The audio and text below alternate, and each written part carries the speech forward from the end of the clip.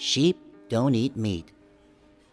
The smell of greasy fried food hangs in the air like a delicious fog. It's both familiar and not, if that's even possible. Like home cooking, if home was an alien planet.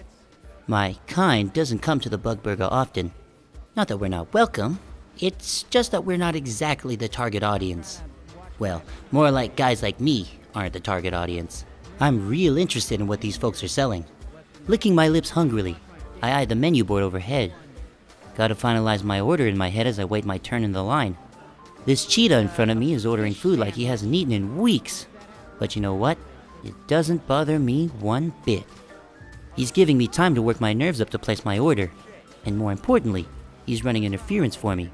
I've gotten plenty of funny looks just in the time I've been standing in line. Don't let my enthusiasm for a good burger fool you. Like I said before, it's not common for a guy like me to be seen in a place like this. I'm used to the stares, and I'm pretty thick-skinned. But thick skin doesn't change the fact that sheep just don't eat meat. Even if it's bug meat. Sweet, juicy bug meat. Next in line, please. Cheetah guy waddles out the door with 6 bags of food. Finally, it's my turn. The cashier's a badger. Short, wiry little guy. Wouldn't say he's more than 3 feet tall. He's propped up on a milk crate just to see over the counter. Hey, I'm not judging. I'm short for my species too. He looks like he hasn't slept in 3 days, or bathed in a week, if the slouch in his gait and the oil in his fur are anything to go by. His name tag says Rex. His cherry tomato eyeballs say, "Yeah bro, give me a teenth." Delightful. Exactly the guy I want preparing and serving me my food. Hi, welcome to Bug Burger, home of the Roach Deluxe Burger. Would you like to try our new and improved cricket dippers for only $2.49? Geez. I've seen snails that are more energetic than this dude. They sound pretty good, but nah. Double Roach Deluxe to go, please. And firefly sauce. Rex gives me a sleepy grin as he slowly keys my order into the computer. $3.85. Oh, and you don't have to lie to me, man. What? About the cricket dippers sounding good. Girlfriend send you in here? Lose a bet? Haha, no. It's for me. You serious? I'm fully expecting him to bust out laughing. Maybe call some of his coworkers over to grill me. No pun intended. Instead, his face splits into a lazy grin as he leans against the counter to hand me my change. Hey man, good for you. Not a lot of prey come in here. When they do, they're usually buying for someone else, or it's a prank, hazing, you know. Like eating meat's a big joke, right? If anything, I say eating grass is a joke. I'm not sure why we even keep hay fries on the menu. No offense. It's just last time a sheep was in here was to protest. Bug meat is murder, you know the type. Loonies. I know, right? He smiles as he idly scratches his chin with a flat spatula from the counter. No telling how many health codes he's violating. Anyway, thanks for being all cool about it. It's awesome to see prey giving something like this a shot. Yeah. Well, hey, thank you too. Most folks aren't as open-minded about it, so I like to keep it to myself. He points at the black shopping bag hanging from my belt that I brought to conceal my dinner. Explains that then. I blink a few times, impressed and also alarmed he noticed. If a guy who acts like he was raised by sloths could notice it, I might be in trouble. The bag said it was scent resistant on the wrapper. Hey man, all the power to you. Your order number's 44. Next in line, please. I grab a chair at one of the empty tables in the dining room, brushing aside some straw wrappers and leftover hay fries from the last customer. Looks like most of this store's business is focused on the drive-thru. It's an interesting change from the Bug Burger that was near my hometown. Ours didn't have a drive-thru at all, so everyone typically just ate inside. Not that it really makes much difference to me, since I always took my order to go there too. As I sit at the table waiting for my double to finish cooking, a tall and very well-built tigress swings a little too close as she walks past me to dump her tray in the trash, her right hip brushing against my thick wool. Oh, sorry. The dining room's more than half empty, so she really has no excuse for invading my personal space. Then again, she's a tigress, and I'm a sheep, so I'm not about to argue the fact. It's fine. Don't worry about it. She leans down, grinning widely. Way too many teeth for comfort. I just gotta say, it's real brave of you to stop in here. Who's the lucky lady? I frown just enough that she obviously notices it. Oh, guy. Guy's fine too. Nothing wrong with, It's for me. Right. Lost a bet, did ya? Order 44? I just squeeze past her in a hurry, through the gap between her hips and the table.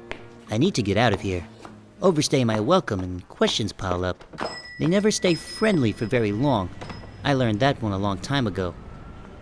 Recently, circumstances I'd rather not go into detail about right now forced me to find a new place. The good news is, after a solid week of digging through internet listings and browsing newspaper classifieds, I found an apartment that fits my budget. The bad news is that it's on Pack Street. Why is that bad news? 2 reasons. First, Pack Street's a lower income part of town. That doesn't mean everything looks like shit and that we're throwing Molotov cocktails at each other while fighting tooth and claw over the ghetto's only bag of bread. It just means that buildings are older. Roads are a little rougher. Older model coupes with dented fenders instead of top-of-the-line sports cars. It's not a slum.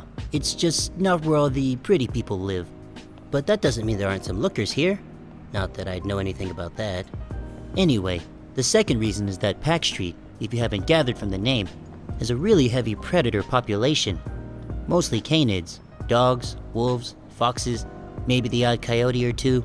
Probably other species I've never even heard of. I heard once that predators only make up 10% of Zootopia's population. Other 90% is prey. Well, here on Pack Street, it's pretty much the opposite. Maybe even more so. I haven't met many of my new neighbors yet, but so far, not one sheep among them. Hell, not even one other prey, now that I think about it. It's sharp-toothed smiles as far as the eye can see. Let's be clear, I'm no racist. What I am is the type of guy that locks his doors at night, whether it's a 2-story home in a nice suburb or a dingy apartment in the rough part of town. It doesn't bother me that I'm living in a building teeming with meat eaters. I mean, I'm one too, technically. But with this whole thing going on in the news right now, predators going savage and attacking prey, let's just say my timing couldn't have been worse moving in. After all, not only do sheep not eat meat, there's another thing you should know. We don't move into predator neighborhoods either. So I guess it's no surprise I haven't been feeling too welcome since I got here. There's this tension in the air, like a spark of static electricity in my coat, and I'm not sure about it yet. The atmosphere of the whole city sure isn't helping me here. There's protests downtown almost every day now. As bad as it might be walking to a wolf den normally, it's way worse now, with all this shit going down. So I don't make waves. I try not to stand out. I've been learning to keep my head down for a while now, but living here makes it hard, especially since I don't have a car. No car means I have to hoof it everywhere. Hoofing in a neighborhood like this means I stand out, and for a guy like me, in my situation, in this environment, you can see why that's not a great idea. Lucky for me, it's not far now, maybe half a block to the apartment building. I'm in the home stretch and I can smell this double roach calling my name. Today was a good day. I'm golden as soon as I get to the lobby. Hey there, yarn ball. Shit. I look around for the source of the voice, not slowing as I do. There's a black wolf girl sitting on the edge of a set of cement stairs that lead to the building next door to my apartment tower, just up ahead. She's got a smoke hanging from her muzzle, and she's staring at me with squinted eyes and a hard expression. I don't give her a response. I know better than to even try. Just keep walking. I keep my head down and my eyes on the sidewalk. Nice sweater. You knit that yourself? I keep walking, a little faster now. Yeah, run. I jump instinctively. I hustle up the steps, yanking the building's front door open and hurriedly ducking into the lobby. I'm relieved to be back home, but it turns out to be short-lived when I catch sight of Al on the couch in the downstairs sitting area. While I haven't met many of my neighbors yet, I have become familiar with Al. You're familiar with him too, if you ever went to high school. Al's an alpha wolf, and by alpha wolf what I really mean is Al's every jack-off jock that made the school football team look good, but wasn't quite ZFL material. Most of his muscles turned to fat, and he's traded in his uniform for a band tee and give up on life pants. But he's clearly the same shithead today that he was when he was the homecoming king. Al seems to be under the delusion that this is still senior year, and he's the big dog on campus, rather than an unemployed idiot lounging around an apartment all day. I'm not joking when I say if there was a locker nearby, he's actually the type that might try to stuff me in it. One thing I've noticed about Al is that he doesn't go anywhere without a flunky, and today is no exception. There's a stoat I don't know sitting on top of the couch next to him.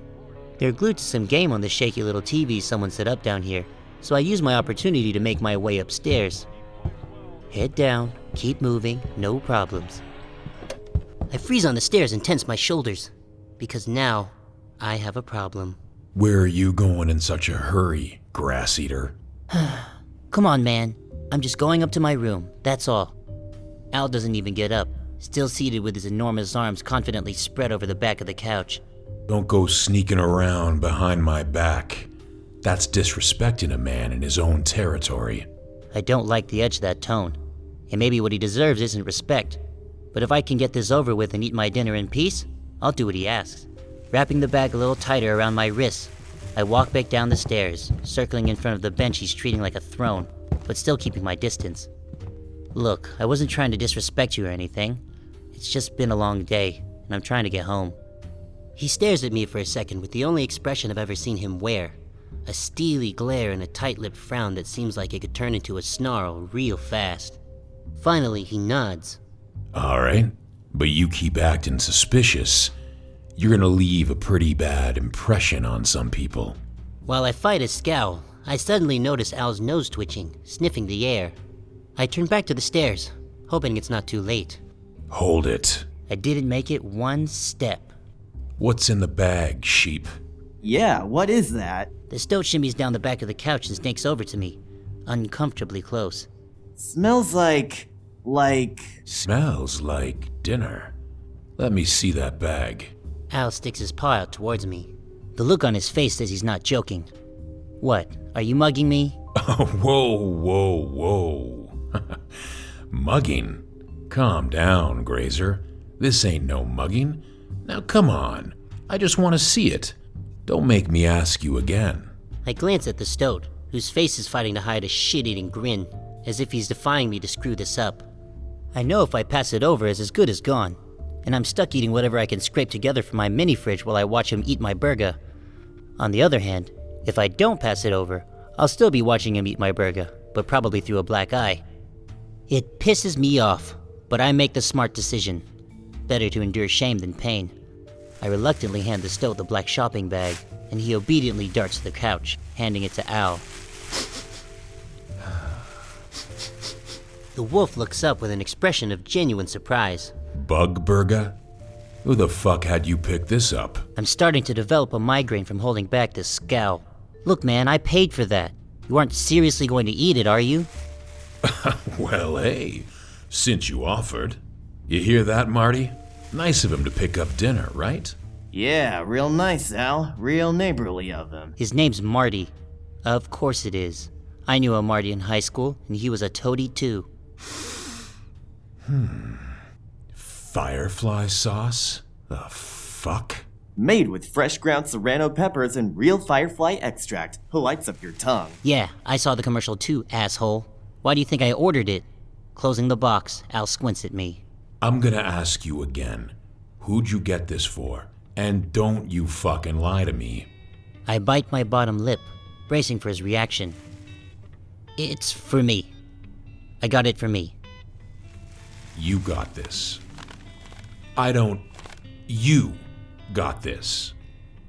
Yes. Al sets the bag down and Marty reaches into it, taking out the paper box and flipping the lid open to examine the burger in disbelief. It's bigger than his head. He'd probably fill up on half a slider, so I know there's no way he could finish it off. Al, on the other hand, could eat it in 2 bites. You're gonna eat a roach burger with firefly sauce. Double roach deluxe.